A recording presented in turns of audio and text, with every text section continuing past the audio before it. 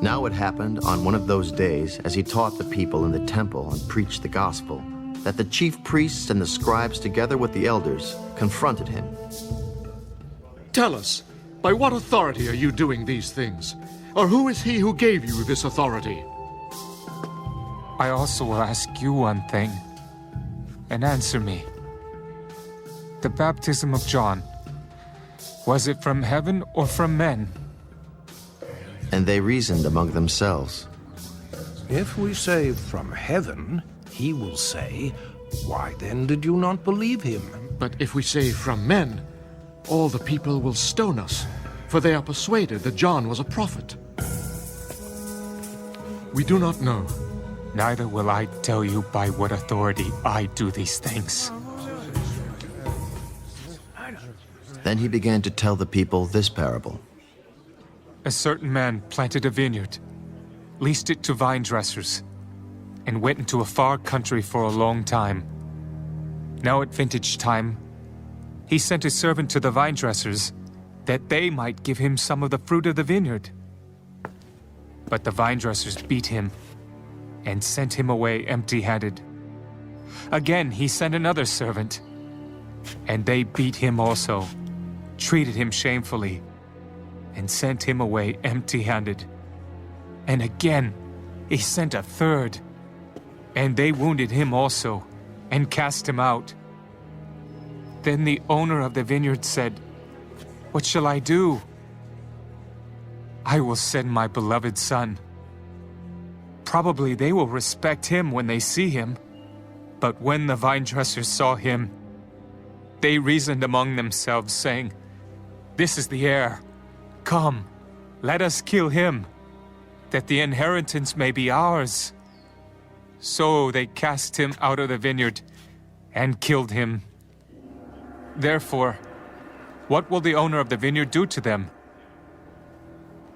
He will come and destroy those vine dressers and give the vineyard to others. Certainly not. Then he looked at them and said, What then is this that is written? The stone which the builders rejected has become the chief cornerstone. Whoever falls on that stone will be broken, but on whomever it falls, it will grind him to powder. And the chief priests and the scribes that very hour sought to lay hands on him. But they feared the people, for they knew he had spoken this parable against them. So they watched him and sent spies who pretended to be righteous, that they might seize on his words, in order to deliver him to the power and the authority of the governor. Then they asked him, Teacher, we know that you say and teach rightly, and you do not show personal favoritism, but teach the way of God in truth. Is it lawful for us to pay taxes to Caesar or not? But he perceived their craftiness. Why do you test me? Show me a denarius. Whose image and inscription does it have?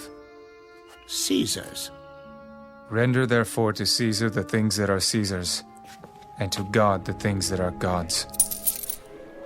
But they could not catch him in his words in the presence of the people, and they marveled at his answer and kept silent.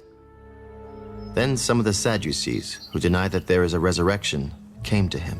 Teacher, Moses wrote to us that if a man's brother dies, having a wife, and he dies without children, his brother should take his wife and raise up offspring for his brother. Now there were 7 brothers, and the first took a wife and died without children. And the second took her as wife, and he died childless. Then the third took her, and in like manner the 7 also. And they left no children and died. Last of all, the woman died also.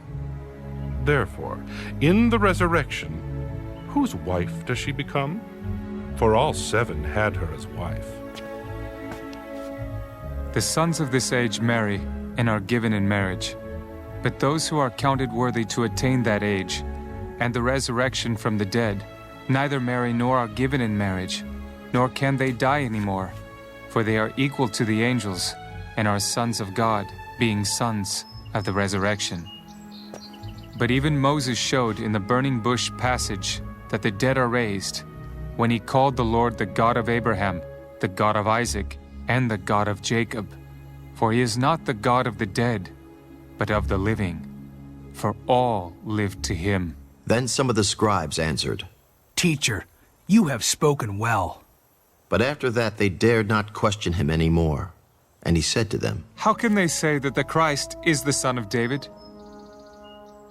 Now David himself said in the book of Psalms, 'The Lord said to my Lord, sit at my right hand, till I make your enemies your footstool.' Therefore David calls him Lord. How is he then his son?" Then, in the hearing of all the people, he said to his disciples, "Beware of the scribes, who desire to go around in long robes, love greetings in the marketplaces, the best seats in the synagogues, and the best places at feasts, who devour widows' houses, and for a pretense make long prayers. These will receive greater condemnation.